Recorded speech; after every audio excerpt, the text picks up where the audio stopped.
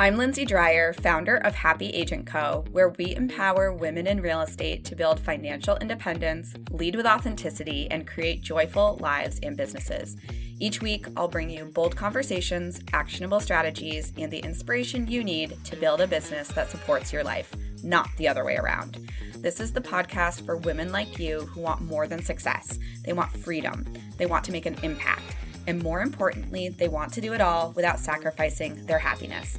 Welcome to Happy Agent Co., where success is unapologetically yours. Today on the podcast, we are going to dive into something that hits really hard this time of year. More specifically, we are going to talk about summer break and how summer break doesn't necessarily mean business break. If you are a mom in real estate or a caregiver or just someone whose calendar suddenly explodes with summer fun, swimming lessons, spontaneous popsicle requests, this episode's for you because here is the real deal. Just because school is out doesn't mean that your business also has to be. I am a mom of 3, so I get it. You want to be present for your kids and your family. You want to make those great summer memories, but you also want to keep your income steady, your systems running, and your momentum going. So when you hit the fall market, you are not hearing crickets. So today we're going to talk about how to do both because spoiler alert, you absolutely can. Now let's dive in. First of all, if you have ever noticed that your business slowdowns in the summer, you are not imagining it. Your routine shifts, your schedule gets interrupted, and let's be honest, sometimes the motivation just isn't there when it's 90 degrees and everyone is asking you what's for lunch and you're trying to get out the door to yet again another activity. But just because this time of year feels harder doesn't necessarily mean that your business has to suffer. Another thing is, yes, clients, they are busy too. Like we are all going through the same thing. But a lot of agents will tell me every summer I lose all my momentum or I'm just trying to survive until September. But no, not this year. Not this summer. We are going in with a plan and you still have permission to do it your way, which is obviously something I really believe in. So let's zoom out for a second. What is actually really slowing you down? And I am going to wager that it's probably not just the kids being home for the summer. It is potentially your lack of structure with your schedule. It also could be a tinge of mom guilt. You also might just be trying to run your spring market schedule into your summer reality. But we all know you are not a robot. You are not a real estate robot. You are a whole human being with a family, a business, and about 47 million things competing for your attention. So before you overhaul everything, I want you to ask yourself, what is one thing that you can let go of this summer? And what are the non-negotiables that you want to protect for the summer? And this can be in your business, it can be in your personal life, but that clarity alone can help you have a more productive summer. So I want to get into designing what I like to call your summer strategy. And this is a strategy that actually fits your real life. You are not working 8 to 6 o'clock every day, but you do need to work smart and with intention. You guys are probably so tired of me saying intention, by the way, but it is one of my favorite words. Here's what that could look like. Time blocking based on your real energy. So if mornings are when you are at your best and you're thinking the most clearly, I would find a way to protect them. You might decide I am working from 7 to 10. And then you are unplugging until nap time or when your kids are in soccer camp or whatever works for you. The next thing to designing your summer strategy is let's define your bare minimums. And this is like, what can you do? You do not need 10 hours a day to grow your business, but ask yourself, what 3 actions move the needle most in my business and will set me up for success in fall market? And honestly, I'm going to give you a little cheat sheet. It's really only 3 things. It's following up, having conversations, marketing, putting yourself out there, and taking care of your clients. So it is not complicated, but having good conversations, keeping up with your marketing and your client care, that should probably be on your bare minimum list.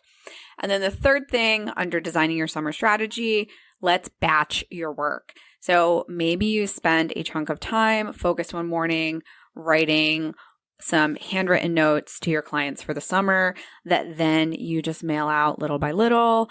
It might be scheduling emails out, follow-up emails out, but you are batching tasked work because that does help with between task switching, and it also helps you be more efficient.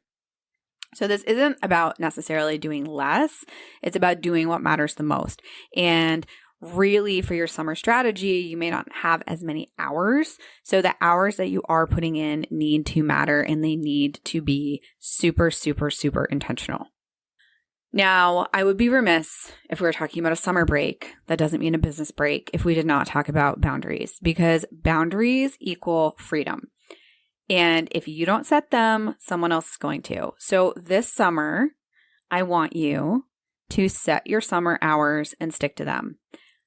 These can be realistic. You can take time off. You can say, I am unavailable for appointments on specific days. Your clients, if they are communicated, will respect them because you communicated them clearly and confidently. And these are my summer hours. And the right clients and the clients that you want to get referrals from will understand this, and they will respect them. I know that there are real estate things that blow up, and it is also important to make sure that you have backup if something totally hits the fan. But having your summer hours and sticking to them as best you can, again, progress over perfection, is super crucial. The other piece is you can use autoresponders and templated replies. So you don't have to reinvent the wheel every time someone texts you. And the thing about this is the boundaries don't make you flaky, they make you sustainable. I want you to remember that you control the process. This is your business, and that still applies in July. Let's chat a little bit about marketing, because marketing does not have to be complicated. In fact, I think summer is the perfect time to make it really personal. You are most likely going to be out and about, having conversations, maybe meeting new friends, and that is the perfect time to build relationships. So first of all, try to have better quality conversations. I think that is a number one thing. And then the other thing is just some quick wins. Like if you are at your kids' swim meet and you can post on social and talk about how you're helping clients move into great neighborhoods that have an amazing swim team. You can also share behind the scenes of your summer schedule and invite people into your real life. I like the idea of doing just a visibility hour each week to post, comment, connect online. So if you're not on social media, that's totally fine. You do not need social media. But I feel like during the summer, it's a great time to build that personal content. The other thing is you probably have downtime waiting for your kids' activities, or actually waiting for them to be swimming or watching them do the actual activity. So maybe you get a little bit of work done while you are just waiting. I feel like there is a lot of time that we're just kind of sitting around doing nothing, which obviously that's great. You deserve rest and should relax. But those also can be really great times to just shoot off a quick text to somebody who maybe closed on their house 2 months ago and just check on them. So consistency doesn't necessarily mean daily, but it does mean intentional. And the key is that you're still showing up in your business. And I don't want it to feel overwhelming because maybe you have a little bit more responsibility at home, but I want it to feel aligned. So try to take advantage of all of the marketing opportunities that summer presents in terms of those conversations that you can have with people in your neighborhood and in your sphere. The weather's nice. Enjoy it. Get out. It's just the best. I love it so much. In New England, where I'm located, it's just magic time of year. So I definitely take advantage of being outside because the winters here are meh. This next tip might surprise you, or it might not, but you can let your kids into your business sometimes. So I think letting your kids be a part of your business and your process can actually be really fun. So maybe you have them help you stuff mailers or stamp envelopes, or if they have great handwriting, address envelopes.